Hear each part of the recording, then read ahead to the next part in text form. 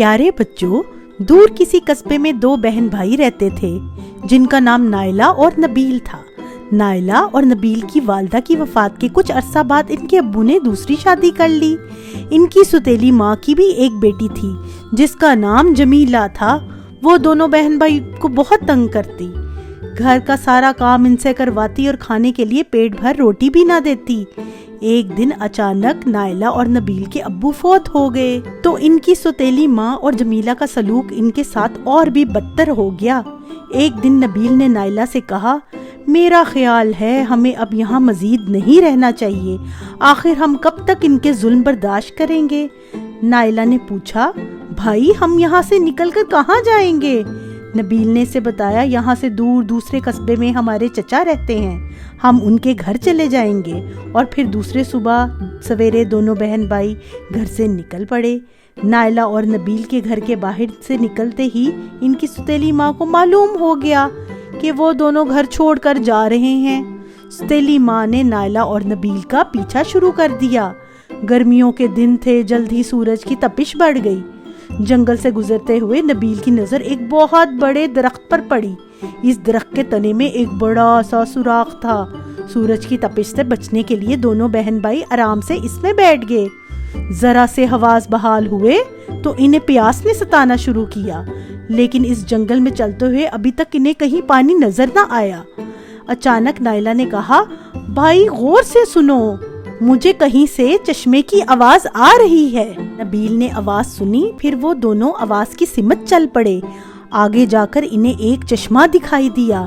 نبیل چشمے پہ پانی پینے کے لیے جھکا ہی تھا کہ نائلہ نے اسے روک دیا اور بولی، بھائی اس چشمے کا پانی نہ پینا، میں نے ابھی آواز سنی ہے، کوئی کہہ رہا ہے اگر تم یہ پانی پیو گے تو بھیڑیے بن جاؤ گے۔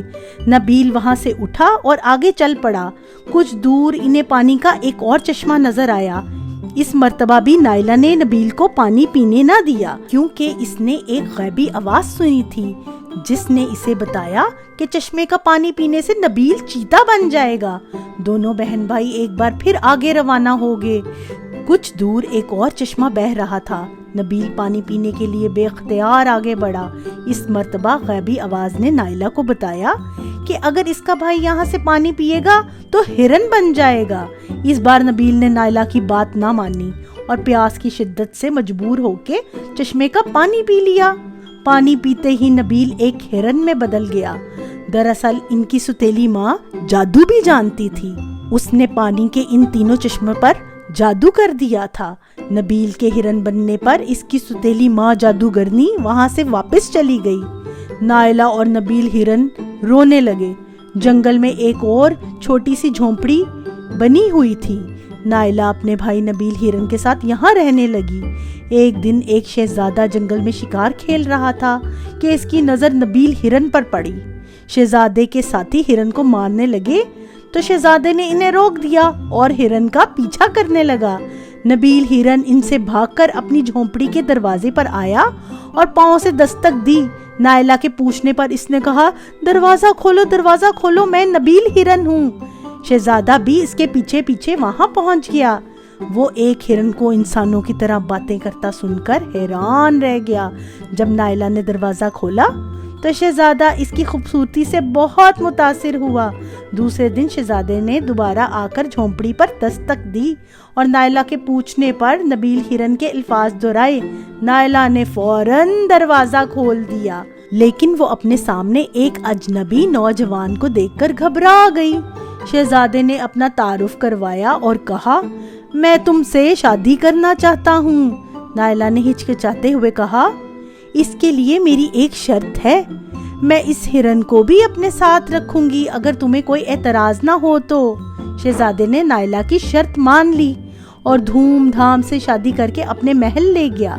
نبیل ہرن بھی یہاں آ کر خوش تھا، سارا دن شاہی محل میں چوکریاں بھرتا پھرتا۔ ایک سال بعد نائلہ کو اللہ تعالیٰ نے ایک بہت خوبصورت بیٹا عطا کیا۔ شہزادے کی پیدائش پر ملک بھر میں جشن منایا جا رہا تھا۔ ادھر نائلہ کی سوتیلی ماں کو بھی علم ہو گیا کہ نائلہ اس ملک کی ملکہ بن گئی ہے۔ اور دونوں بہن بھائی مل کر اب شاہی محل میں رہتے ہیں۔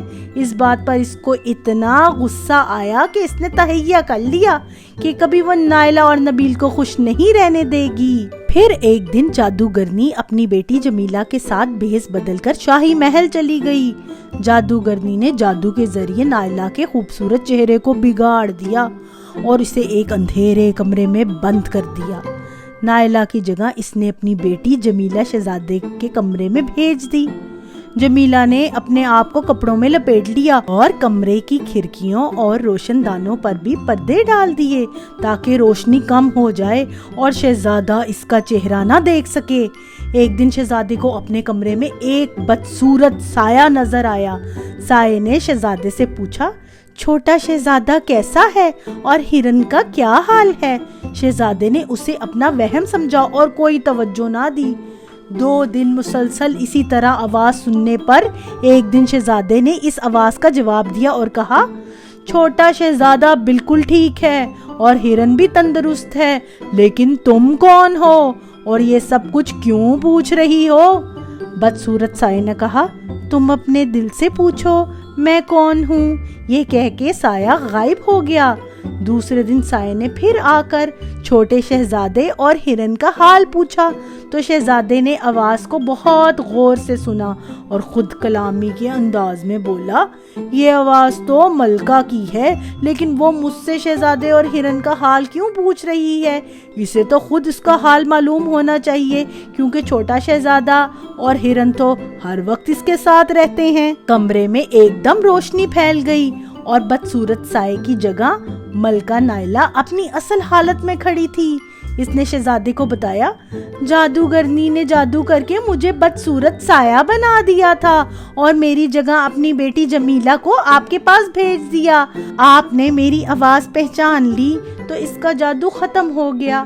شہزادے نے جادوگرنی اور اس کی بیٹی کو گرفتار کروا دیا اور پھر ہرن بھی اپنی انسانی حالت میں واپس آ گیا۔